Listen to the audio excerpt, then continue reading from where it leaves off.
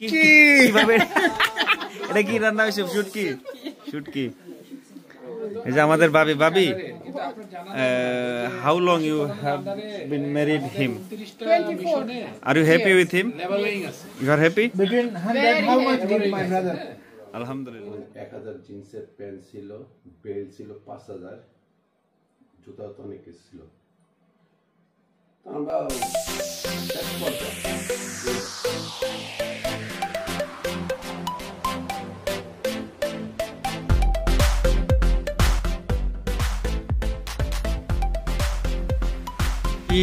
রোমানিয়াতে ফেরদৌস ভাইয়ের বাসায়। ফেরদৌস ভাই রোমানিয়াতে আছে বিগত 30 বছর ধরে। ফেরদৌস ভাই নাকি রোমানিয়াতে আছে। ওনার সাথে আজকে আপনাদের পরিচয় করাই দেবো। চলেন ওনার বাসায়। দেখেন কি আলিশান বাড়ি।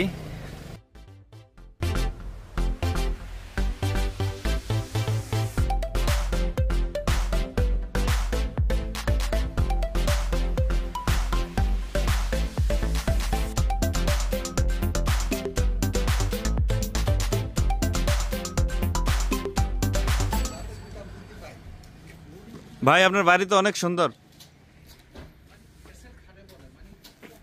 বাড়িটা ভাই অনেক সুন্দর। ফেরদৌস ভাইয়ের বাড়ি কিন্তু আমাদের দেবিদ্বারে। আসসালামু আলাইকুম, ভালো আছেন ভাই? আপনি কত বছর ধরে আছেন রোমানিয়া? আমি 93-তে। 93-তে? ভাই রে ভাই, আরে সর্বনাশ। সবচেয়ে পুরাতন আমাদের। না, আমরা বেঁচে আরো আছে।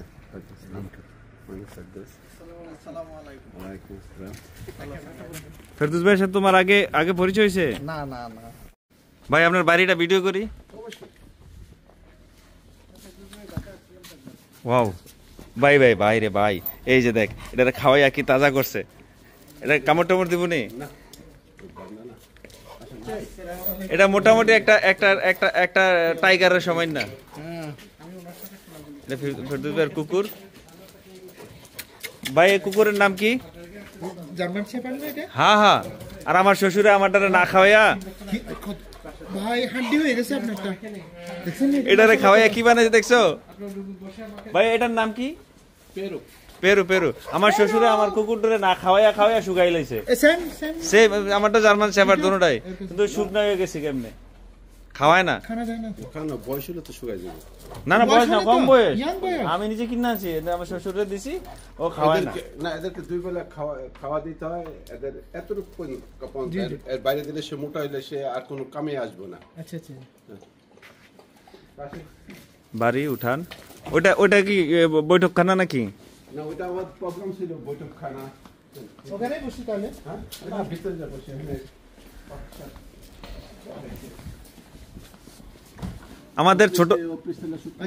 আমাদের ছোট ভাই কই?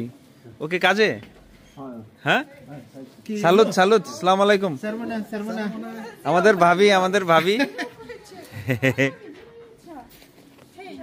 হ্যালো, এই যে আমাদের বাতিজির নাম কি? হ্যাঁ, কুম থেকে মা পেতিনে? সোনিয়া আর ভাবি। আসেন। উনি বলতেছে একবার আসছিল আমার এখানে, আমার তো মনে নাই। ওই যে আপনার কাছে পাঠিয়েছিলাম না আমি আসলাম এখানে, এসেছিলাম আপনার সাথে এখানে এই রুমের মধ্যে খেয়ে তারপর ঘুরে চলে অর্ডার করতে। ওই যে আপনার কাছে একবার একটা ডিসিশনের জন্য পাঠিয়েছি। ওয়াও,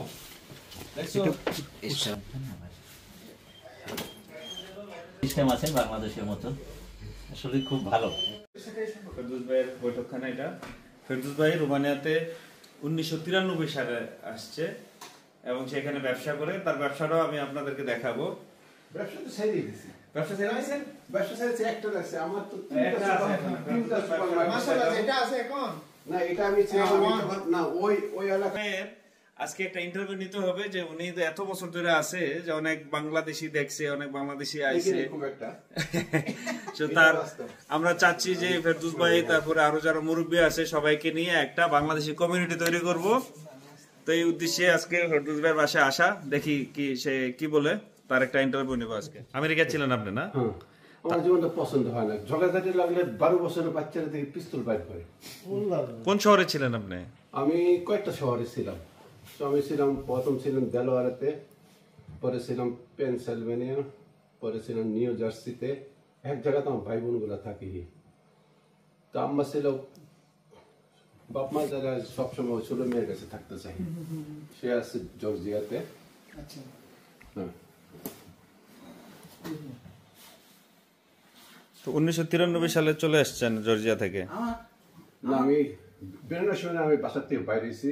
ওইখান থেকে প্রথম আমি গেছি ব্যাংককে, ব্যাংকক থেকে সিঙ্গাপুর, সিঙ্গাপুর থেকে মালয়েশিয়া, মালয়েশিয়া থেকে ইন্দোনেশিয়া, ইন্দোনেশিয়াতে হংকং, হংকং থেকে মাকাও গেলাম, চাইনিজ ওই কার ইয়াতে আচ্ছা একটা দ্বীপ আছে যে জি জি লাস ভেগাসের মতন, জি ওইখানে ছিলাম। ওইখান থেকে বেজিং আসলাম, বেজিং থেকে মঙ্গোলিয়া, তো মঙ্গোলিয়াতে গেলাম।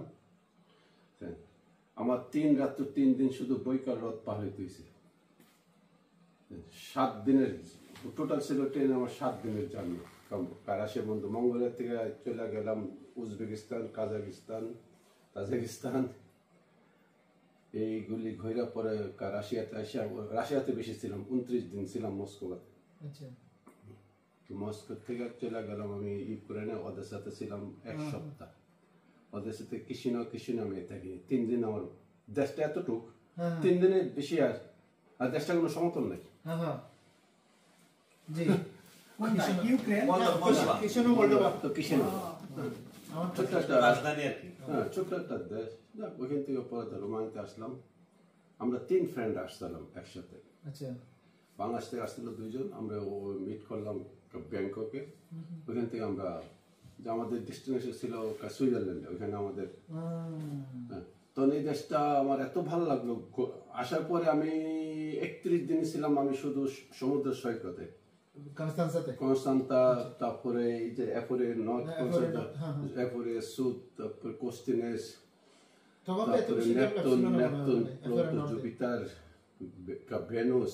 আচ্ছা আচ্ছা এইগুলি প্রতিটা 3-4 দিন আমার খুব ভ্রমণের কারিয়া ছিল। 31 দিন ছিলাম আমি শুধু কনস্টান্তা। আচ্ছা আচ্ছা আসার পর এখান থেকে টিকিট কাটলাম সাতুমারে। আচ্ছা আচ্ছা তো সাতুমারে আগে যে আপনার যে ওরা দেয়া, জি না সাতুমার আগে যে বায়ামারে 2টা ট্রেন, একটা ওরা দিয়ে, একটা ওরার থেকে যায়, একটা বায়ামারে। জি তো বায়ামারে আসার পর তখন সব মানুষ নেমে গেল। আমি তো বললাম যে আমি সাতুমারিতে আসা পড়ছি, রাত তখন 11টা বাজে, সব মানুষ নেমে যেতেছে। আমি ইংলিশ কই ওই তাদের ওই সময় তো এই দেশের, আর ওই এলাকার তো প্রশ্নই ওঠে না। ওই এলাকার হাঙ্গেরিয়ান ভাষা, এরা নেমতদম বলতেছে। আমিও কই হ্যাঁ বুঝে না, হ্যাঁ কি কই আমি বুঝি না। এটা সমস্যা। আমি নামে পড়লাম, ট্রেন চলে গেল, বাইরে দেখি বায়া মারে ধরাটা খাইছি রাত করে কই যে মনে। ওই সময় তো মোবাইলও নেই, মোবাইলের রাস্তাঘাটে মানুষ নাই তোমার একটা।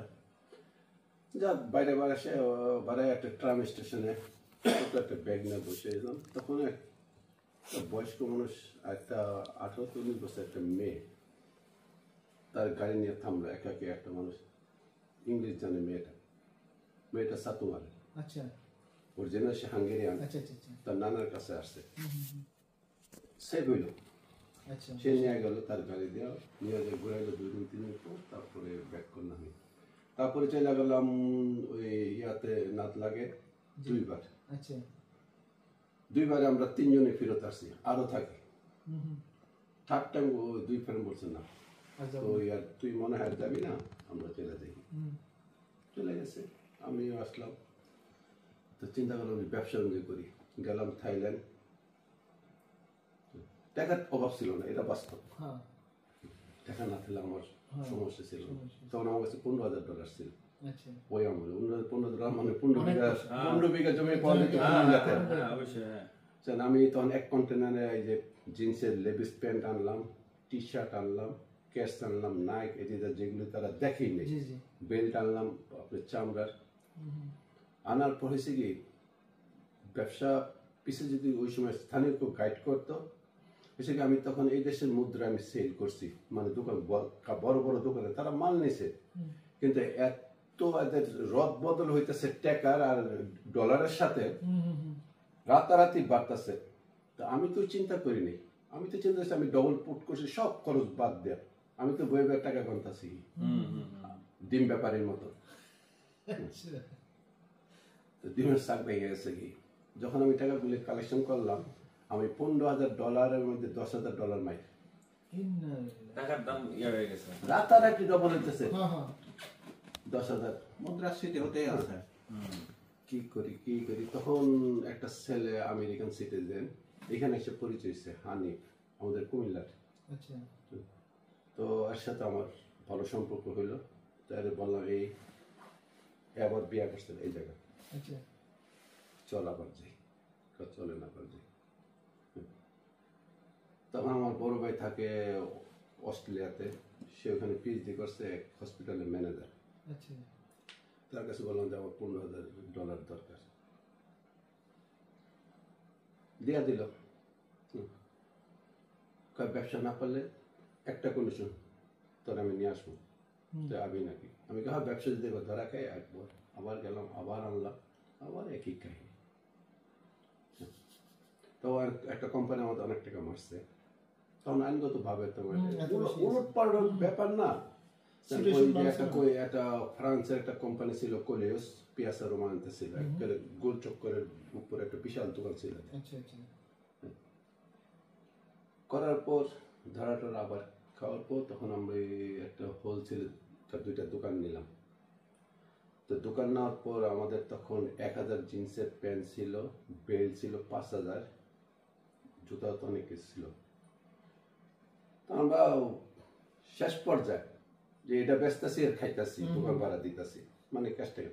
তখন এক ভদ্রলোক আইসা 2,000 প্যান্ট নিয়ে গেলো এক ক্যাশ টাকা দিয়ে, বলে আমার প্রতি মাসে 4,000 প্যান্ট লাগবে, আমি ক্যাশ টাকা দিই। আমি তো ম্যাক না চাইতে বৃষ্টি, কিন্তু আমি এদিকে তো ধ্বংস, টাকা তো আর কালেকশন করার কোনো রাস্তা নেই। মার কাছে মা তো এমনি গালাগালি করতেছে, তুই এখানে বাচ্চানা মানুষ পায় না, আমি টেলিভিশনে দেখি ডাস্টবিনে খাই, তুই এখানে কি করিস? তুই খাস নাকি? আমি কি, তোমরা টেলিভিশনে যেটা থাকে আমাকে বাংলাদেশের ওই সমস্ত এলাকায় দেখায়, হ্যাঁ, তো ওইটাতে তুমি চিন্তা করো না, এরা কি আর বোঝে নাকি? আগের মানুষ গালাগালি তো দিন রাত করতেছে আমাদের, যে আগেও টাকা নিলি, তোর বাইর থেকে টাকা আনলি, আনতে যা, হয় আমেরিকা যা, না অস্ট্রেলিয়াতে যা, ভাই টিকিট পাঠাইলে এমন সময় মেয়ের সাথে আমার পরিচয়, বলে না প্রথম দর্শনে ভালোবাসা, ভালোবাসা করে মরেছে বিকারি। আর 33 বছর 32 বছর এগুলো মেনটেন করি না। লাস্টে ঠিক আমি থেকে গেলাম, থেকে যাওয়ার পর শিক্ষা তো মোটামুটি হয়েছে। তখন আমি আমার বিয়ে করার পর তখন আমার একটা ফাউন্ডেশন তৈরি হয়েছে, প্রায় নিয়েছে। হ্যাঁ, তখন আমার ওই ভাইগুলোতে আইনে তো শ্বাস আমাকে আর টাকা দেবে না, অস্ট্রেলিয়াতে গেলাম না, সে আমার টিকিট পাঠাই দিয়েছে, সব কিছু পাঠাই দিয়েছে বড় ভাই। তারপর ওই যে ছোট বোনটার কাছে লাস্টের টাকা আনলো, আনার পর তখন তো সহজ ছিল, তখন পারল নেওয়ার পর একটা নিলাম, একটা সুপার শপ, 8টা করলাম। ওইটার মধ্যে কিছু বাঙালি রাখছিলাম হেল্প করার জন্য, ওই সময় প্রচুর বাংলাদেশি ছিল। তো এই দেশের মানুষ চুরি করে, বাঙালি করছে ডাকাতি। মানে বর্তমান যদি কেউ বলে আমি চুরি করি না, সে মানুষ না। সে যদি টাকা রুলিংস করে তার হাতে, যে পারে না সে আমি সৎ। আর যার হাতে যদি টাকা রুলিংস হয়, সে যদি বলে আমি সৎ, আমার পক্ষে সম্ভব না এটা বিশ্বাস করা। হ্যাঁ, তো এই যে চুরি করে না সে মানুষ না, তারা করলো ডাকাতি।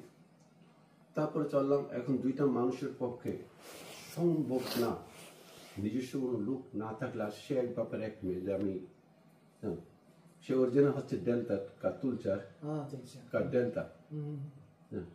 তো তাদের এই গেতে গোষ্ঠী এখানে তাদের চাচা খালা টালা, খালি আমার শ্বশুর শাশুড়ি শুধু গ্রামে থাকে, আর তাদের 14 গোষ্ঠী থাকে এখানে।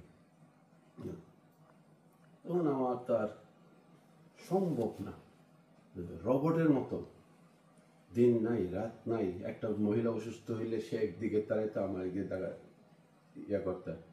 তারপরে চিন্তা করলাম কি এগুলি আমার সারা চিন্তা করলাম।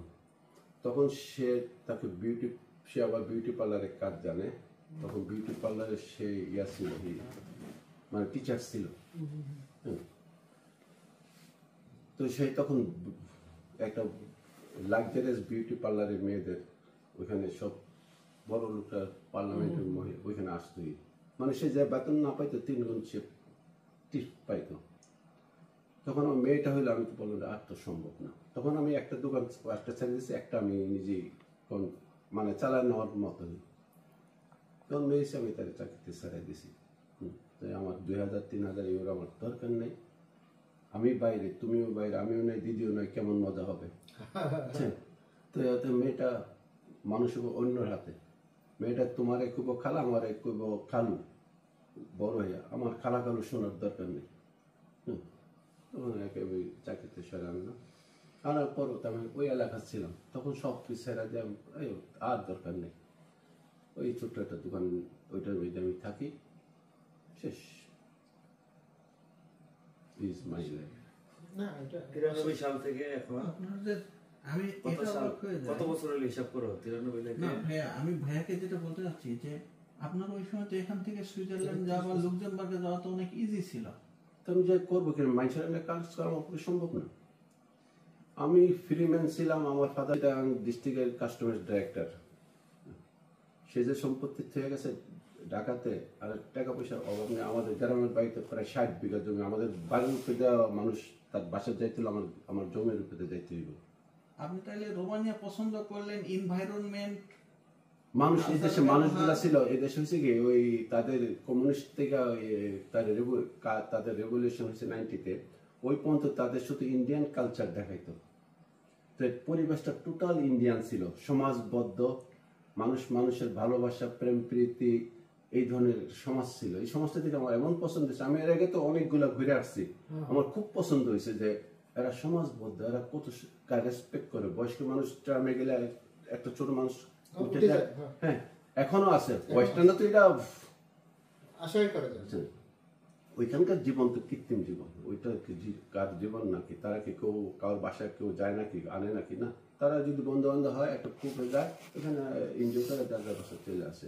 ঘরোয়াভাবে তাদের কোনো ইয়া নেই, কিন্তু এখনো এদের ঘরোয়াভাবে পিকনিক করে, তারা বারবিকিউ করে, তারা অনুষ্ঠান করে, তারা এখনো আছে। আচ্ছা আচ্ছা, হ্যাঁ, হয়তো আর 40 বছর থাকবে না, নেক্সট জেনারেশনের পর আর থাকবে না, আর নেক্সট জেনারেশন আমিও থাকবো না। হ্যাঁ তো আমার কোনো মাথা ব্যথাও নেই।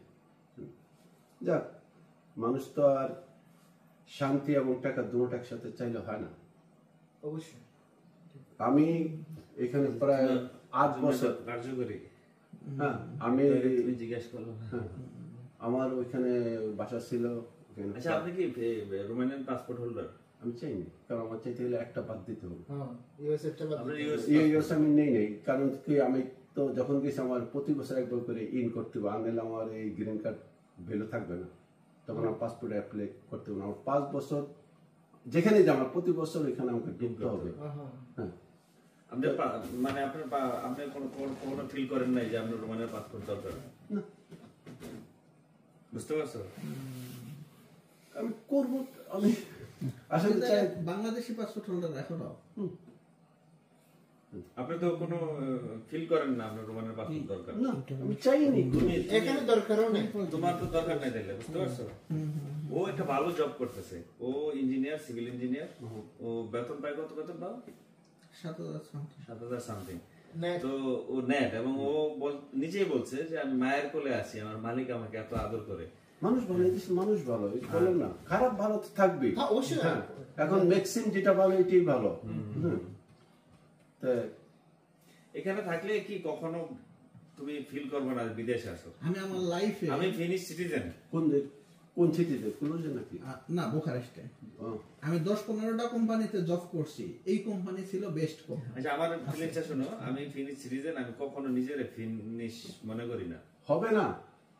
আমি মনে করি না, কারণ কি আমি যদি আরো ওরা হলো machinery life। 40 বছরও বাঁচি, আমি যখন আমার বাংলাদেশ এয়ারপোর্টে পাড়া দেই, তখন আমার প্রশস্ত হয়ে যায় আমার মন, মানসিকতা সবকিছু। হ্যাঁ, এটা অন্য কিছু। এখন ওই সিটিজেন নিলে আমি আমার নিজের কোনোদিন মনে হবে না এই দেশটা আমার। কিন্তু আপনি রোমানিয়াতে থাকলে, রোমানিয়াতে কিন্তু মনে হয় যেটা সাইলেন্ট হোক, এই ফিলিংসটা আসে যেমন আসি, আমি এখন রোমানিয়াতে অবশ্যই এক মাসের জন্য আসি না, মনে হয় যে আমার সেকেন্ড হোমে আসলাম। আচ্ছা তো এই যে ফিলিংসটা, আচ্ছা আমাদের এই যে ফিনল্যান্ডের আমাদের কুমিল্লার একজন আছে, ওনার নাম শাহ আলম, উনি ওখানে পিএইচডি হোল্ডার, উনি ইউরোপিয়ান ইউনিয়নের অ্যান্টি করাপশনের বিভাগে উনি চাকরি করে। আপনার পরিচয় আছে কিনা যেহেতু কুমিল্লার, উনি কিন্তু প্রফেসর কিন্তু এক ইউনিভার্সিটির। দেখলে হয়তো চিনবো আর কি। নামটা এখন পুরা নামটা, ওনার নাম শাহ আলম, উনি কুমিল্লা সিটির। ওনার ফ্যামিলির ওখানে উচ্চ কয়েকটা ফ্যামিলির মধ্যে ওই যে এদের ফ্যামিলিতে মিনিস্টার ছিল, দুইবার আমার সাথে, অনেক আগে, প্রায় 2005-06 না 2008 সালে। ওনার নাম শাহ আলম। আমি ফেসবুকে খুঁজে দেখছি না, শাহ আলম ছবি দেখলে হয়তো চিনবো। বাম দেখতেছে এগুলো তো ভাইয়ের প্রথম কিচেনটা, কিন্তু আমার বাইরে পাঁচ-শাক পাঁচ-শাকের কারণে যাতে কিচেনটার যে মনে কর গ্রানে যাতে কিচেনের ইয়াটা নষ্ট না হয় জন্য বাইরে নিয়ে গেছে আর কি। কিন্তু কিচেন দেখ কত সুন্দর। এখানে বিল আছে এখানে দেখো না আচ্ছা আচ্ছা এখানে তো স্টোভ আছে, মানে গ্রিল। এখানে ফুল রান্না বান্না, ফুল প্যাকেজ, ফুল রান্না বান্না।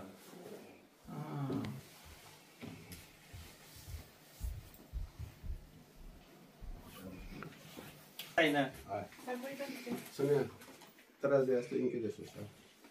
আচ্ছা এখন ভাই আপনাদের সাথে কিছু কথা হলো যে আপনি যে বাংলাদেশ কমিউনিটি নিয়ে কিছু বলেন। আপনারা এত বছর ধরে এখানে আছেন, কমিউনিটি নাই কেন? আমি কাউকে চিনি নি, হ্যাঁ আমি কাউকে চিনি, আমি ও চিনেন না। আচ্ছা এখন বাংলাদেশ কমিউনিটি নিয়ে কিছু আপনার মতামত বলেন। আমার কোনো মতামত নাই, সবাই যেখানে আমি শিখবো। এখন আমরা চাচ্ছি সবাই মিল্লা যারা পুরাতন আছি, পুরাতনরা নতুনদের নিয়ে একটা কমিউনিটি তৈরি করতে, বাংলাদেশ কমিউনিটি। এর আগে অনেকে অনেক ধরনের চেষ্টা করছে, কমিউনিটি করতে পারে নাই। তো এই নিয়ে আপনার সাজেশন চাচ্ছি আমরা। আপনি কিছু এই যে আমাদের ক্যামেরার সামনে কিছু বলেন, কি করা যায়?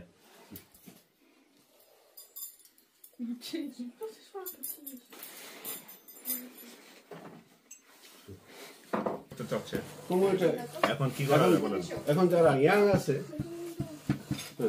আমার কাছে আরো অনেক হয়েছে কি, এই ইউনুস আসার পর আমি জীবনে কাউকে চিনি না, কারণ আমি আসলে আমার টেন্ডেন্সি ছিল না। কারণ সুখটা যদি আমি হারাইতে চাই, আমার মানুষের সাথে পরিচয় হলে আমার যথেষ্ট। তো আমরা দুজনে প্রায় আমার আজকে অন্য একটা কারণ আমার যাওয়া হয়নি। আমরা প্রতি শুক্রবারে চলে যাই, শুক্রবারে রোববারে আসে প্রতি সপ্তাহ। বুঝতে পারছি। হ্যাঁ, আউটডোরে তো যে আমার যে অবসর সময়টা তো আমি থাকি না। আর সেকেন্ড টাইম আমার তেমন একটা, আমি একটা সাইডে থাকি, এই সাইডে এই অত এলাকায় কোনো বাংলাদেশি ছিল না আগে।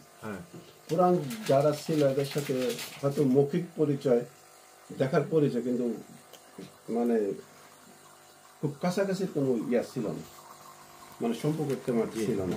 যার তার নিয়ে আসছে, আর সংখ্যা খুব কম ছিল। তো একজনে এক মতবাদী ছিল, এই কারণে এগুলি। আর তখন আমরা ছিলাম 7 জন 8 জন পুরান, এদের নিয়ে কি। এখন তো হাজার আসছে। এখনের ব্যাপারটা একটু বলেন যে কি করা যায়। এখন আমাদের নতুন অ্যাম্বাসেডর আসতেছে মহিলা 15 তারিখে, ওটা হয়তো কয় তারিখ জয়েন করবো আমি জানি না। আমি রোমানিয়াতে থাকি, 2020 সালে আসছে, আমি 2022 সালে শুনছি এখানে অ্যাম্বাসি আসছে। এখন বুঝেন আমার অবস্থাটা কোথায়। ভাবি বাংলা বলতে পারেন না? কি রান্না করেন? ওয়াও, যে ভাবি আমাদের জন্য এটা কি রান্না হচ্ছে? গরুর মাংস রান্না করছে। রুই মাছ ধরা, এটা কিভাবে এটা কি রান্না হয়েছে? শুটকি। এই যে আমাদের ভাবি how long you have been married him? 24. Are you happy with him? You are happy? Between 100, how much did my brother? আলহামদুলিল্লাহ। 100. Yes. আমাদের এখানে খাবার দাবার আয়োজন চলছে। যে মাছ, যে সব ধরা মাছ, উনি নাকি কোনোদিন বোয়াল মাছ উনি মাছ কিনে না, দানিয়ব নদীর মাছ তোমার বাড়ি কই? বরিশাল না? বরিশাল না কই? ঢাকা ঢাকা। বিলাল আর এই একসাথে আন্দোলন করছে। বসেন। এখানে শুটকি রান্না করছে ভাবি। কমিউনিটি ভিডিও হচ্ছে? হ্যাঁ, এই শুরু। আমাদের বাংলাদেশ কমিউনিটির সিনিয়র মানে সেক্রেটারি সাহেব, আমাদের মুরব্বী ফেরদৌস ভাই নিজে ইলিশ মাছ দানিউব নদী থেকে ধরে আইন না। হ্যাঁ, সিরিয়াসলি, এটা তার নিজের হ্যাঁ ধরে আইন না, আমাদেরকে ভেজে কেটে রান্না করে খাওয়াচ্ছে। সবাই ওনার জন্য দোয়া করবেন এবং বাংলাদেশ কমিউনিটির জন্য দোয়া করবেন। যদিও আমাদের সভাপতি সাহেব এই মিটিং এ নাই, আর যারা সিনিয়র আছে মিটিং শেষ হয়েছে।